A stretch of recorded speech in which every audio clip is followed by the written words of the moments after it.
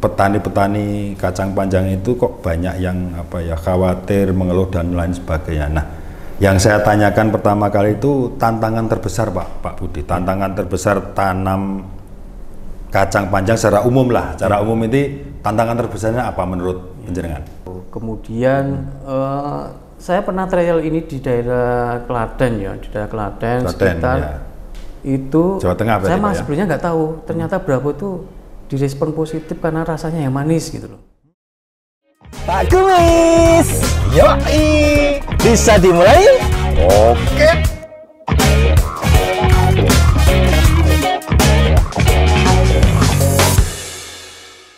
Halo sahabat PC, apa kabar? Semoga selalu dalam keadaan sehat dan tetap semangat. Assalamualaikum warahmatullahi wabarakatuh. Jumpa lagi dengan saya Pak Kumis, tentunya dalam acara kesayangan kita P3K, Podcast Pojok Pak Kumis. Sahabat PC, kacang panjang telah menjadi sayuran populer dan sudah banyak dibudidayakan serta dikonsumsi di Indonesia. Dalam budidayanya sendiri, sebenarnya kacang panjang ini termasuk atau tergolong tanaman yang mudah dibudidayakan. Hanya saja, intensitas serangan organisme pengganggu tanaman atau yang biasa kita sebut OPT, terutama virus kuning, ternyata telah menjadi kendala utama oleh para petani akhir-akhir ini. Nah, telah hadir di sini bersama kita Bapak Budi Santoso, SPMSC.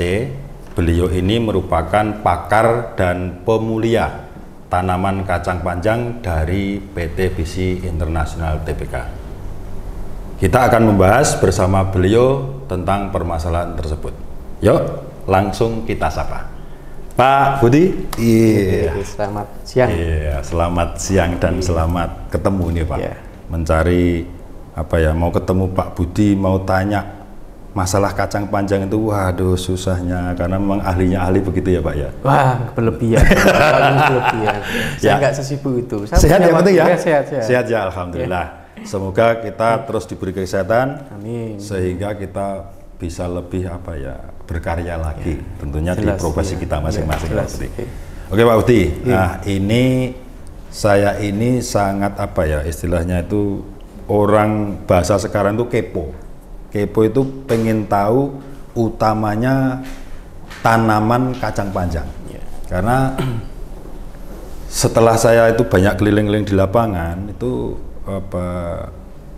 petani-petani kacang panjang itu kok banyak yang khawatir, mengeluh dan lain sebagainya. Nah, yang saya tanyakan pertama kali itu tantangan terbesar Pak Budi, tantangan terbesar tanam kacang panjang secara umum lah, secara umum ini tantangan terbesarnya apa menurut penjenengan? Ya, terima kasih Pak Kumis. Jadi memang tantangan dan permasalahan terbesar baik petani terutama petani adalah sebenarnya nggak cuma di kacang. Jadi di semua tanaman pun semuanya itu mengeluh. Iya, banyak tantangan juga banyak ya, kendala gitu ya. Kendala kok sekarang penyakit kok semakin banyak, kemudian kok sulit diatasi gitu loh.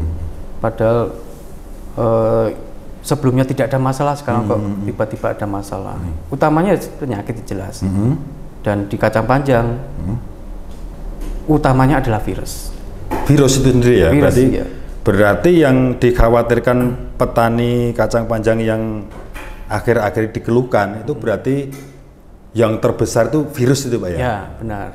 Ya. Terus virus yang di kacang panjang ini apa sama dengan yang di tanaman yang lain atau ada jenisnya, ada beda-beda atau bagaimana Pak? Nah, ini penting terus ketahui petani bahwa yang namanya virus apakah sama dengan tanaman yang lain? Yang jelas justru kacang panjang itu virusnya itu semakin lebih banyak dibanding tanaman yang lain ya Pak. Jadi berarti lebih kompleks gitu ya. Jadi kalau petani kita nanam kacang, kemudian di sampingnya kok ada virus kuning di cabai, ada virus kuning di misalkan di melon juga kena virus, terus kita nanam kacang panjang, kemungkinan virus itu bisa pindah di kacang. Menular gitu Pak ya istilahnya. Walaupun di kacang itu punya virus khusus. Berarti Maaf, saya potong Pak Budi ya. Berarti kacang panjang sendiri sebenarnya itu punya penyakit yang namanya virus, virus tertentu.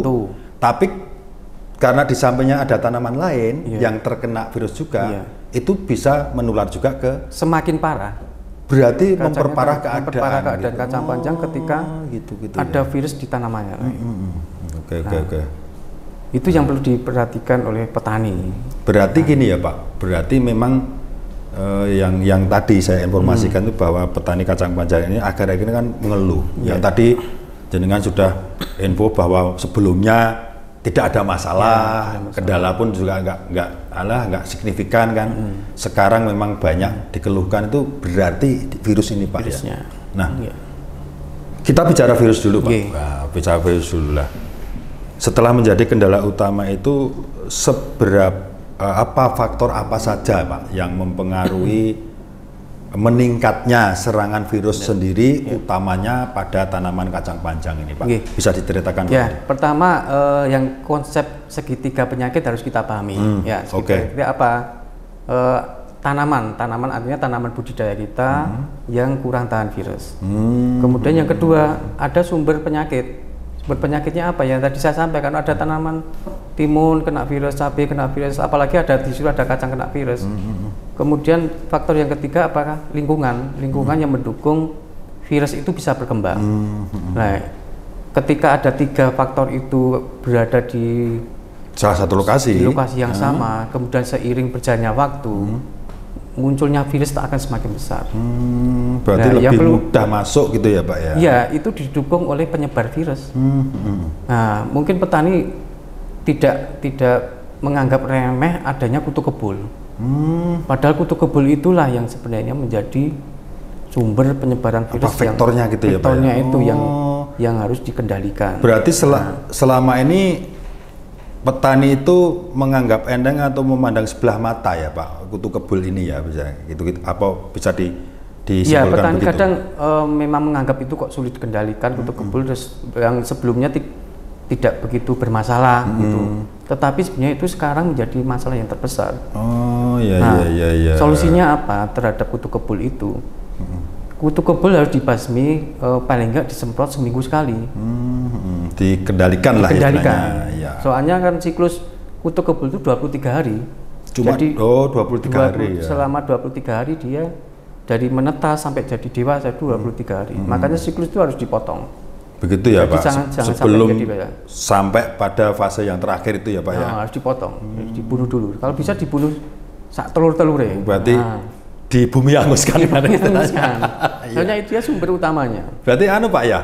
Non sewu, ini misalnya kembali ke itu tadi virus. Berarti kalau dikendalikan saja hanya yang induknya atau yang pokoknya saja, tidak sampai telur-telurnya, bisa jadi juga ini telur ini bakal menetas lebih banyak lagi, menjadikan virus-virus yang dewasa ini semakin banyak gitu ya Pak ya? Iya, telur sendiri ketika menetas sebenarnya nggak bawa virus sebenarnya. Tapi ketika dia sudah dewasa kemudian makan lagi ya tanaman kena virus, ya dia menjadi bawa virus. Yang sudah terinfeksi tadi ya Pak ya? Gitu.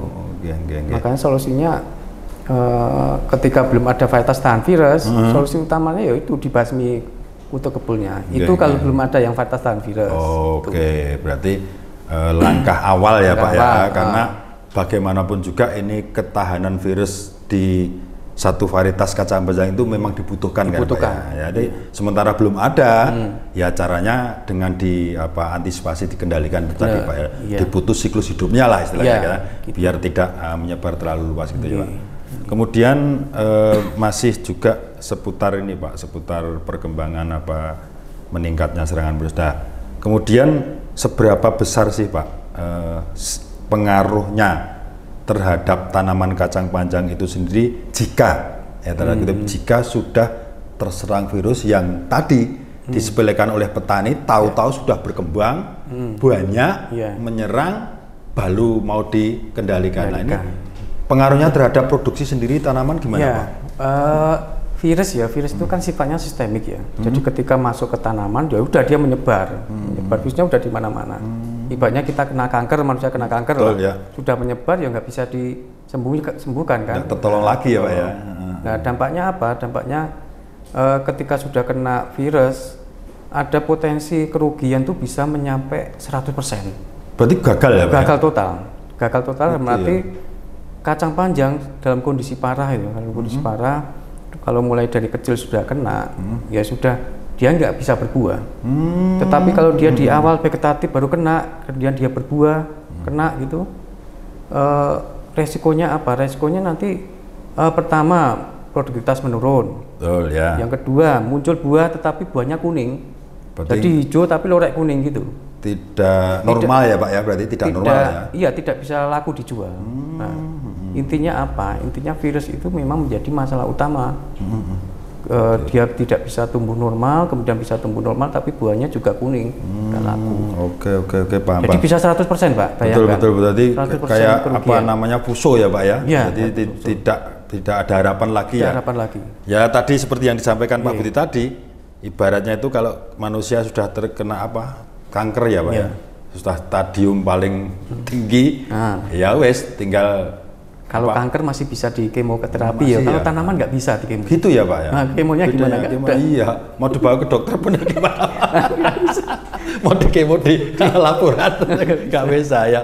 Itu ya satu-satunya ya Pak, tinggalan kalau manusia tuh kena kanker itu di kemo nggak bisa lagi ya panggil tetangga kanan kiri, Yasin tahlil udah selesai. Oke Pak, jadi ini yang perlu kita tekankan Pak kepada sahabat BC dimanapun berada, utamanya petani kacang panjang lah ya Pak ya. Itu utama itu bahwa memang virus ini tidak boleh dipandang sebelah mata. Jadi akibatnya akan sangat fatal sekali, bisa menurunkan produktivitas, bahkan bisa gagal panen 100%. Nah, menyikapi itu Pak Budi, apa ada apa ya seperti tips khusus, apa ada apa ya biar petani itu cara mengendalikan atau mengantisipasi dari sejak dini itu bagaimana, apa yang harus dilakukan petani Pak? Ya, yang pertama dilakukan adalah sanitasi lahan. Yang perlu dilakukan adalah sanitasi lahan, artinya apa? Ketika kita nanam di lahan itu sudah bersih, benar-benar bersih dari rumput, gulma. Karena gulma itu adalah sumber inokulum juga. Kadang ada gulma-gulma yang kecil itu kena virus itu ada. Itu yang tidak dipahami petani. Itu harus dibersihkan. Berarti ya Pak, tidak jeli lah ya, petaninya nggak jeli gitu ya. Kemudian gulma, kenapa harus dibersihkan di awal? Soalnya dia juga untuk sembunyi vektor virus. Vektor virus yang tadi kutu kebul, dia terbang dari lokasi jauh, nempel di situ. Gitu. Jadi sebagai inangnya sebagai gitu. Inangnya. Nanti ketika ada tanaman konsumsi, dia pindah ke situ. Makanya kenapa lahan itu harus dibersihkan dulu. Betul ya. Kemudian apa? Kalau pengen lebih aman lagi, kita boleh sebelum nanam itu kita nanam border. Yang pinggir-pinggir itu ya Pak ya Mas? Border dengan apa? Bisa dengan plastik misalkan. Kalau pengen bisa menghasilkan juga, kita tanam jagung aja. Oh, berarti bisa dengan apa itu seperti plastik sebagai apa ya istilahnya sebagai bentengnya ya Pak ya? Itu bisa. Atau dengan tanaman lain? Dengan tanaman lain yang bisa melindungi akses hama itu masuk. Dan lebih sering tuh petani itu ada yang dia pakai jagung. Daripada kosong pinggir-pinggir tak tanam jagung lah, jagung manis atau jagung pipil tak pinggir. Jadi ketika nanti jagungnya besar, ini kacangnya juga ikut besar, tapi dia sudah terlindungi dari luar.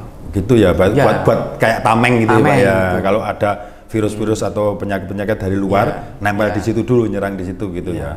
Terus yang perlu diperhatikan adalah tetap rumput di dalam itu harus dibersihkan. Utamanya ya, berarti gulma. Soalnya ya. petani, budaya petani itu yang disemprot kan cuma tanamannya. Betul. Kan? Rumput nggak pernah rumput nggak pernah.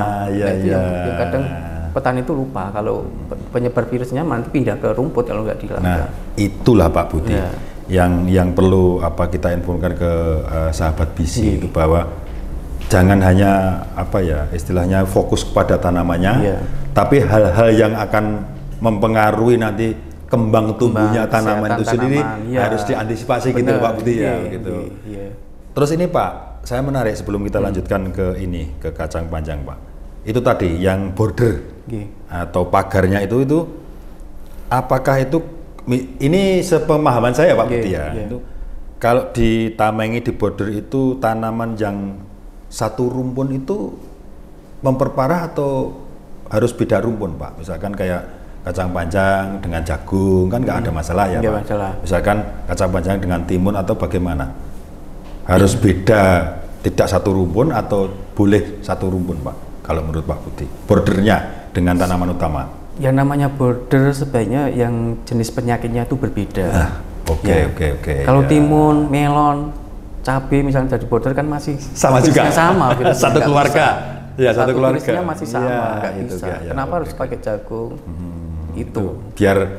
Biar apa hama atau penyakit yang mau menyerang ini beda dengan yang tanaman utama gitu lah. Ini yang perlu dipahami Pak. Jadi biar nanti disarankan harus pakai border minimal kalau ada tanaman yang tidak serumpun misalkan ya. Kemudian kalau pakai mulsa atau plastik yang dikelilingi itu selain untuk apa penyakit juga tikus sama barangkali ya.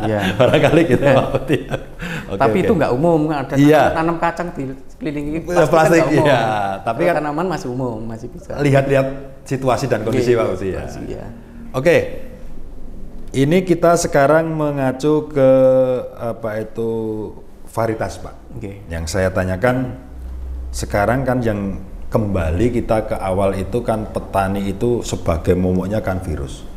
Yang saya tanyakan apakah saat ini dari PT BC sendiri itu sudah ada satu varietas yang saya katakan lebih tahan virus dan lebih sebagai kenyamanan petani bahwa menanam ini tuh nggak was-was lagi terserang, walaupun terserang tapi lebih kebal. Ini apa sudah ada Pak Budi saat ini? Iya, jadi BC kan selalu melakukan riset untuk memenuhi keinginan petani yang tahan virus. Mana kacang punya BC. Nah, di awal tahun ini sebenarnya di tahun 2023 itu saya sudah mulai mendapatkan varietas itu. Di tahun sekarang ini ya Pak ya? Awal tahun 2023 ini. Ya, sudah ada. Ada menemukan atau mencoba satu varietas ya Pak berarti ya? Calon varietas sudah ketemu Pak ya? Sudah ketemu dan sudah saya coba di beberapa lokasi di Indonesia ya, memang masih di Jawa. Ternyata responnya positif.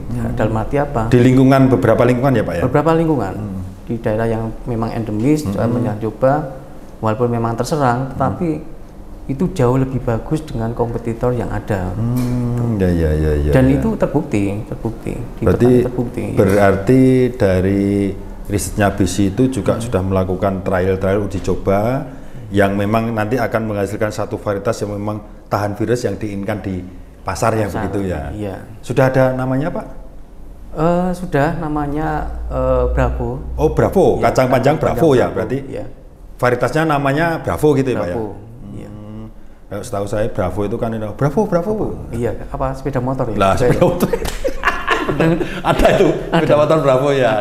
Kacang panjang Bravo. Yuk kita beli Bravo.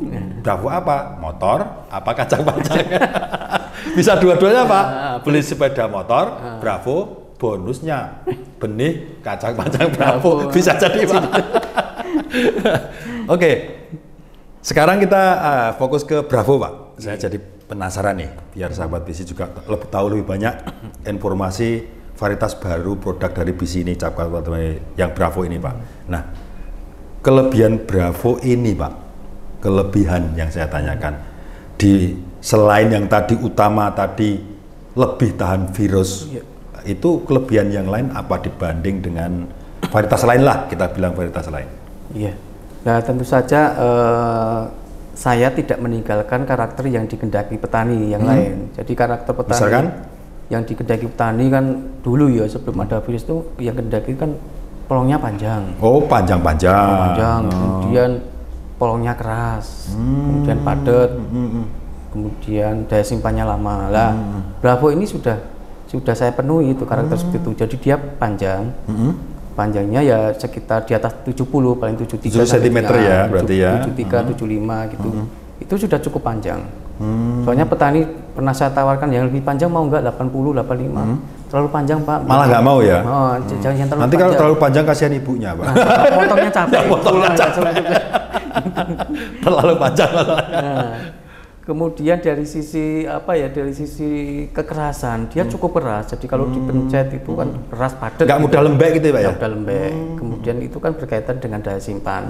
Betul. Kalau daya simpan kalau kita kirim ke Jakarta sana masih keras.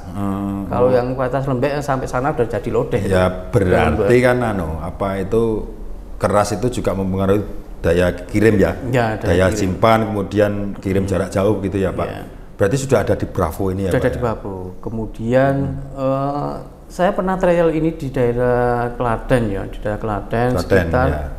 itu Jawa Tengah berarti, saya Pak, ya? sebenarnya nggak tahu ternyata Bravo itu direspon positif karena rasanya yang manis gitu loh. Jadi rasanya manis. Saya juga baru tahu setelah ada info itu saya coba. Oh iya manis ternyata. Bentar. Kan yang nyoba Pak Budi barusan. Iya saya nyoba. Ini berarti Bravo ini. Bravo. Contohnya? Bravo. Ya. Manis. Bentar. Panjang. Nggih. Ini ya. Berarti sekitar 70-an, 75 ya. 73. Berarti memang Pak Budi ya, yang dikehendaki pasar itu yang umumnya itu tidak terlalu panjang, tapi tidak terlalu pendek juga. Berarti kalau ukuran 70 sampai 75 itu termasuk ideal ya, Pak ya. Yang sudah disukai pasar ya konsumen lah tentunya. Kemudian yang konsumen kan juga pengen rasa atau Pak juga biasanya buat lalapan atau buat di sayur apa lodeh gitu. Coba saya rasakan dulu Pak ya. Ini ada banyak spesiesnya Pak. Ada sedikit. Nanti mudah gimana? Oke. Nah, kita coba dulu. Tes kis. Nah itu keras kan? Ya, keras. Ini makanya saya mau mencoba patahkan dulu Pak. Iya. Karena kalau kita hanya ngomong tanpa dipraktekkan kita akan ini. Misalkan saya sebagai ibu-ibu ya. Nah ini kan biasanya ibu-ibu begini. Nah kan?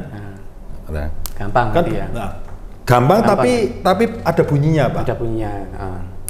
Kalau kacang panjang yang nggak keras seperti tadi Pak Budi, biasanya diginikan tuh nggak bunyi Pak, nggak bunyi tek. Iya. Nah ini sudah menunjukkan bahwa memang ini keras dan padat. Nah, kalau cewek montok lah, berisi lah padat berisi. Sekarang saya rasakan Pak. Manis Pak. Sambil lihat saya, kalau kurang manis sambil lihat saya. Pak Budi manis ya? Manis, manis. Oh iya Pak, benar Pak, iya manis sekali. Manis bener. Katanya ada pestisidanya loh. Nggak apa-apa. Nanti kalau mundur Pak Budi yang mundur ya. Iya. Saya juga mundur. Baik Pak, berarti biar sahabat Bisim percaya Pak. Iya. Memang kita rasakan manis, kemudian padat bener keras karena dipatahkan tidak ada bunyinya. Seperti ini, panjang ukuran panjang juga ideal, juga di pasar. Nah, sementara kalau apa ya, petani sendiri, apa yang dilakukan atau yang harus dilakukan sehingga petani ini bisa membudidayakan kacang panjang Bravo itu bisa optimal? Itu punya ada tips-tips khusus Pak Budi? Selain yang tadi kita sanitasi dan sebagainya. Ukuran besarnya itu sudah sesuai atau memang segini ukurannya? Jangan sekali-kali nanam kacang panjang itu di sampingnya itu ada kacang panjang yang misalkan di bedengan sebelah, sebelah itu ada kacang panjang yang virusnya patah. Kemudian kita mulai